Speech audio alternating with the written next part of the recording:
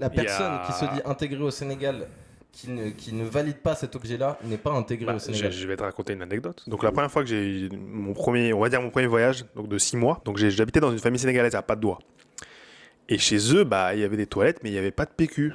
Du coup, j'ai dû faire comme tout le monde, j'ai dû utiliser cet objet-là. Et cet objet magnifique, hein. Voilà, cet objet magnifique. Magnifique objet. Et donc, je devais faire comme tout le monde. Donc, au début, c'était un peu bizarre parce que t'as pas l'habitude. Mais puis, au bout de quelques jours, quelques semaines, tu t'habitues. Et puis, ça devient normal, tu vois. Tant que t'as du savon après pour te nettoyer les mains, c'est bon, quoi. Tu vois. Et depuis ce voyage de 6 mois, maintenant, je n'utilise que de l'eau, en fait. Je suis plus jamais revenu au PQ. Donc c'est-à-dire que même quand je suis en France, voilà, c'est ça. Quand je suis chez mes parents ou quand je suis chez le restaurant ou chez des gens, je me balade avec ma petite bouteille d'eau. Donc depuis 2019, je n'utilise que de l'eau. Je l'ai jamais dit à mes parents. Pourtant, ils voient que quand je vais aux toilettes, je me balade avec ma bouteille d'eau.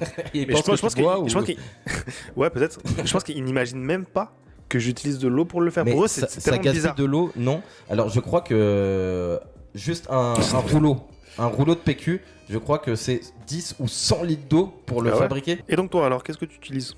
Moi, la douchette, évidemment. Ah ouais? Ah non, mais moi je suis convaincu de la douchette. C'est vraiment... Et je pense que, et ça tu devrais le dire aux gens à qui tu enseignes le Wolof, quand tu utilises la douchette, tu parles beaucoup mieux Wolof, automatiquement. Non mais c'est vrai que en fait, faut qu'on brise ce tabou. La plupart du temps, quand on utilise du PQ, il nous reste beaucoup de merde.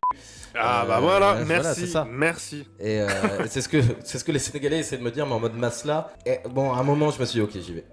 Et là, j'ai pris l'objet et ça a été un plaisir absolu. Une révélation, un coup de foudre. Un coup de foudre.